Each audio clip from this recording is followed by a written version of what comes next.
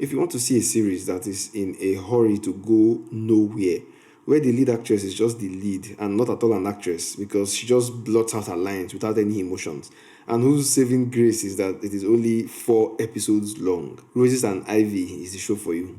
Roses and Ivy is available on Prime Video, and it's a story that follows, two sisters, Roselyn and Evelyn. Evelyn is the serious, motivated, and high achieving big sister, while Rose is the playful, academically and domestically unserious younger one who has to rely on the wits and protection of big sis to get out of trouble. Their father is a no nonsense disciplinarian who, because he sets high standards for his daughters, can be a source of terror to Roselyn. A lot of the show is framed through voiceover narration from both Rose and Evelyn in the future. Very little is left to the imagination or visuals at this point because we are hearing exactly what is being shown on the screen, which I actually found unnecessary, especially at the beginning, where it's just a bit by bit showing of whatever is being said. Early on, we are introduced to Lanre, Evelyn's best friend, who Rose doesn't at all like.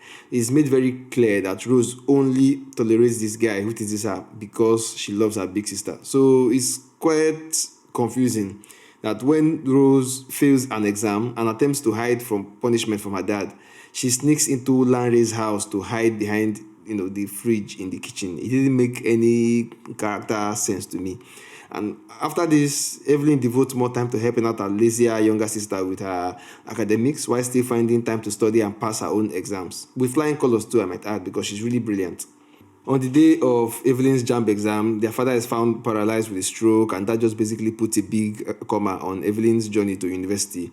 Now, Evelyn, aside being the big sister, also has a huge sense of responsibility, both to her father and to her sister. I really like her character in general, especially as she was coming up, and she manages to support the family by selling Zobo. One day, Lanre shows up to announce that he will be moving to the UK to start a university, and he apparently had not mentioned it before that day, and that shocked Evelyn a lot. But well, if you're Nigerian, you understand why. Of course, she's heartbroken, and I have to say, these two young girls are pretty great in the role. I really like the acting, and the filmmakers aged up Rose slightly during this period, and I honestly nearly couldn't tell it wasn't the same person because I think they could have honestly just passed for sisters. Now, Evelyn really has a bit of a hard time during this phase as things don't really work out for her in her attempt to move on to university. Rose, who was her junior by a few years, eventually meets up with her and they finally pass jams together. And as always, Evelyn promises to take care of her sister.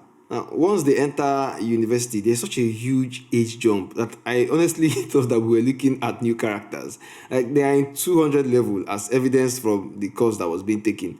But these two young girls have suddenly turned to Uche Montana and Munachi Abii. And I tell you, one of these women have absolutely no business calling herself an actress. It's just pathetic, really. Cringe-worthy, even. Second-hand embarrassment nearly ended me while I was watching this. Like, jeez. Sometimes Rose gets a bit too lazy or maybe drunk in this particular instance, and Evelyn has to sit in for her at an exam. So this then means that Evelyn dropped her phone in the room, in the hostel, and then Rose picks it up later when she gets a call. Now, I want us to take a look at this scene, which is one of the most important scenes in this show since it basically sets everything else that we see in motion. She receives a call, and the guy basically says, "Hey, where are you?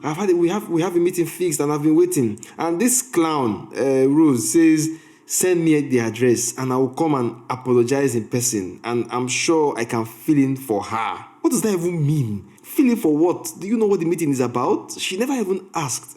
Like, is this kind of nonsense even possible? Like, can you fill in for your sister, even if it were a date? In what capacity would like a chronic failure like Rose, who seems to be always drunk and whatever, ever feeling for her sister? This is not even bad writing. It is also bad directing because Biodun Stephen just watched this play out and be like, I was like, thumbs up. Like, she arrives at the restaurant and misses the guy because he had left 15 minutes before without somehow letting her know too, even though she had his number. This thing just reminds me of Tyler Perry somehow, even though I have never seen a Tyler Perry movie. Like, on her way out from the restaurant, she bumps into, well, Lanre, her sister's former best friend who moved abroad for university a few years ago now. And it was from this exact moment that this show somehow just becomes like, how do I put it? Like, what's the word I'm looking for? Rubbish. Larry is immediately smitten with this girl who hated him, that he never even asks about his former best friend, Evelyn, who is her sister. He asks Rose if, she would like a drink, and it just happens. Like it is unbelievable. I don't even know if you can follow what I'm saying. Now, when Rose gets back to the hostel and regains her sister with the tail, it's like the first part of this episode 1 never happened. Like, did she really forget that this was her sister's former best friend? I honestly thought that there was some filmmaking trick afoot where they would show us that this was some sort of alternate reality or a dream or something. But no. The writing was really just nonsense. At some point, Larry comes to see Rose in the hostel and runs into Evelyn instead. And he behaves like he totally forgot she ever existed. Like it was the first time he was seeing her. So it would seem that he honestly never, ever asked her sister, whom he is now currently dating, about the other one, who was his former best friend. I was shocked too. I was really shocked. Anyway, Rose's life takes off from there, by the way, there is no subtitle track for episode 2. You are watching the episode, but you are seeing the subtitles from episode 1. Like, you guys will never really understand how hard watching and reviewing these things can be, especially when you are faced with this kind of incompetence. Like, I just want to believe that it's an issue from Prime. Rose is sponsored abroad by Larry, while Evelyn has to hustle it out in the country. And in the very next scene, Roselyn is back from the abroad and pays a surprise visit to her dad and sister. Like the very next scene, no interlude, nothing to show us the passing of time. A few years later, her father dies, and it's during the condolence visit that I realized what had been bugging me throughout these last 2 episodes. That Uche Montana, and this is my first time of hearing that name and seeing that actress, cannot act. She has a scene here with her sister, devoid of all emotion, even though their father just died. It was like she was consoling her sister and talking about her sister moving out of the house, as if the dead person was not also her father. Her voice has no cadence, no emotion, no highs, no lows, no character, and it just gets worse as the episodes go by. TikTok people act better than this. And she also had this bad habit of talking in a whisper, which bothered me when the voiceover narrations started in episode 1. And I honestly just suffered a lot of secondhand embarrassment during most of her scenes. Anyway, Rose ends up getting her big sister Evelyn a new apartment and a job as a teacher or something. So we have a new problem now. Rose and Larry, they're married now. I've been started trying for a baby about 3 years after marriage, but it's not been working out so far. She resorts to prayers, IVF, herbs, and potions, and what have you. And in some of the most embarrassing acting that you ever see. Like, you need to watch this movie if wanted to just cringe at Uche Montana. The way she just rattles words all at once just stresses me out. It's like she's just reading it like from some... She has some of these praise and worship scenes where she's pleading for a child, and I just wanted to throw a flower pot into my TV. Understandably, her husband gets frustrated with all these weird herbs and all this scheduled, sexy time. At some point, her mother-in-law begs her husband to take a second wife. This particular scene takes place in the sitting room, and it seems that like these two people don't at all have any peripheral vision.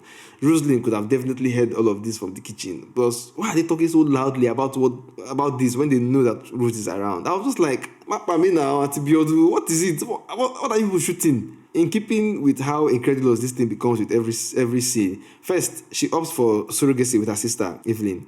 And the ease with which her unmarried single sister accepts this outrageous idea under the guise of, I've always told you I'll do anything for you, irked me so much. Also, don't forget, Larry used to be Evelyn's bestie. Anyway, unfortunately, or maybe fortunately for my mental state, the procedure didn't work out on 2 occasions. So, Biodun Stephen, our director, decided to strain the limits of believability by having Rose ask her sister to... I want you to sleep with my husband, get pregnant, and give me the baby. You see the way she just rattles off the words in one breath, right? It just irritates my soul so much. I'm sorry I just keep talking about it, but I find it irritating to watch. So, of course, her loving sister thinks it's a stupid idea, for all of 5 minutes before she agrees to actually do it. So, she gets pregnant for her younger sister's husband, who also used to be her best friend when they were kids. And as for the agreement, the child will be the child of the younger sister, even though it's not a surrogacy or adoption arrangement. Just a gentlemanly agreement to basically give your child to your younger sister because you were made pregnant by her husband. How exactly is Rose thinking that you will be able to pull this off? So is she thinking that she will come out one day to all her neighbors and all her family and all her friends and her husband's family and be like, I have a child, even though she was never pregnant over the last 9 months? Also, how was Evelyn going to defend to maybe her friends, her family, that her successful pregnancy resulted in exactly 0 children? They asked Lucy to move into the house with them so that they could keep an eye on her. And as it happens, now that Lucy is staying with them, Rose is no longer even attentive to the needs of her husband because she's now consumed with praying for the safe delivery. And of course, you can predict what happens next. The husband begins to enjoy himself entirely too much with his wife's sister until they are caught, because it's now obvious that the people in this movie don't know how to do confidential things if it's not in the kitchen or in the living room for some reason. Like, why are you removing trousers when your wife just left the place a few seconds ago? What are you doing? In episode 4, I had to sit through more of Rosie's embarrassing acting as she expressed anger at the secret relationship between her husband and her sister. And well, it turns out that it started pretty much immediately the husband first slept with Evelyn. He never actually stopped because he had been going back to her like day after day. And there's this funny scene where Rose says, Instead, you went on humping each other like war dogs.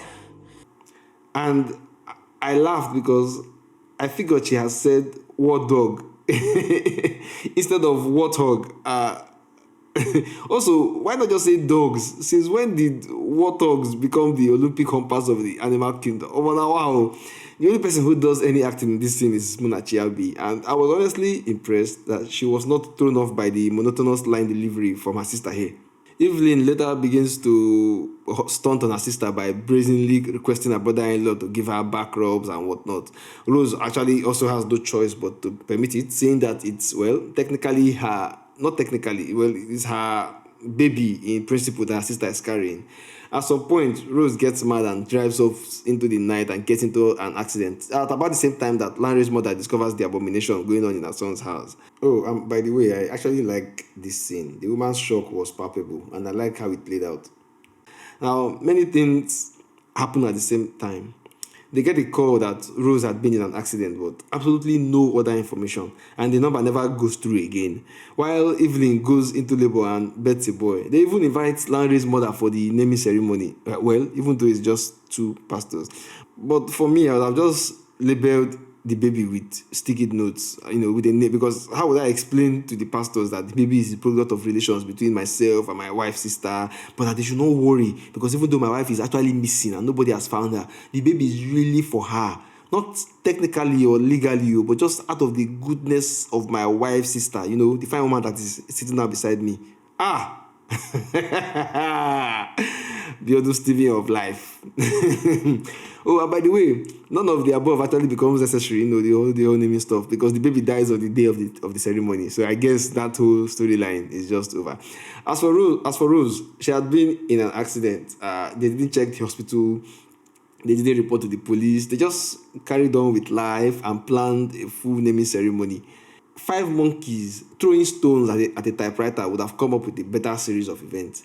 It was only after the child died that they actively began looking for Rose. That was when they were shown calling hospitals and calling mortuaries or something. Anyway, fast forward 2 years later when Evelyn runs into her sister at a women's conference. But Rose is unwilling to engage. I'm even a bit... Anyway, so they both share... I don't even know how to start this storyline, but they both share the same therapist. I really don't know how that came to be. I think Evelyn followed her sister, maybe after seeing her for the first time, to a therapist, and then decided to enroll with the same therapist.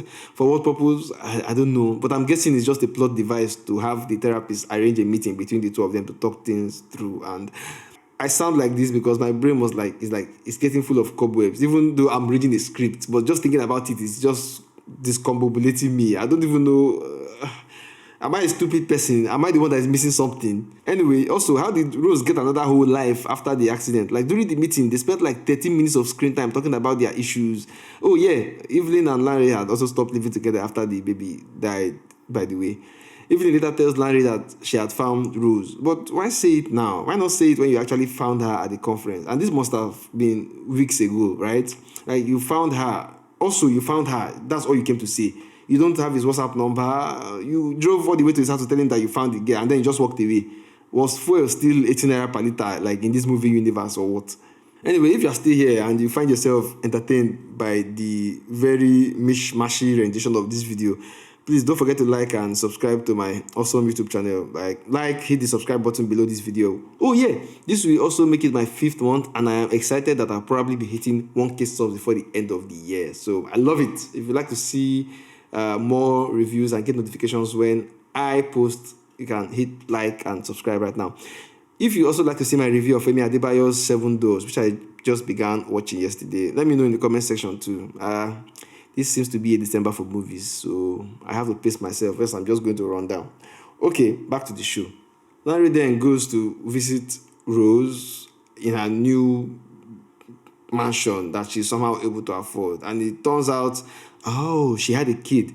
But oh no, she isn't married as Larry suspected. He guessed she adopted, and as he turned to walk away after all the begging and begging, he saw a picture of her pregnancy and he was like, how? And she was like, it's for you. And it was like, how? Again. And she was like, she was pregnant before she had the accident. Guys, like, don't forget that she had not been sleeping with her husband for a while after he impregnated her sister because she was always busy praying for safe delivery. But, well, yeah, it turns out that she was pregnant and then she gave birth and then just continued somehow living life in another place. I'm very thankful that this show saves me. Like, this show has zero detail, no detail of anything. Biodun Stephen just goes through the story bits and does not look to the left or to the right to make the story actually feel like, oh yeah, this is something I can actually... I'm just thankful that my misery ends here. Now, honestly, the way the show goes, the production values are really good. I like the color grading. I like the production values. Larry and Munachi Abii do really well to make this incredulous storyline seem plausible and even sometimes interesting. But Uche Montana just reminds you that you are watching a failure of imagination. Once she begins talking that monotonous speech pattern, she's a very weak link in this story because the way she even got together with Larry without care for her sister's feelings, when we know that she loves her sister very much, it's just bad character development, I think, because it never actually happens again. And I couldn't believe it or get past it. Okay, you know what? Now that I think about it, let's just say that, okay, Rose is not all perfect. You know, she loves her sister, but she will do whatever she wants to achieve her own goals. You know, that's why she could just date her sister and then flippantly ask her to do the surrogacy and then to sleep with her husband. But you see that first one where she goes together with Larry, nah, that one was just not believable. It was a bit much, yeah. It's that character flow is never actually explained, and that just ruins what may have been an otherwise enjoyable, a passable show for me. Anyway, check it out on Prime and let me know what you think. See you in the next one.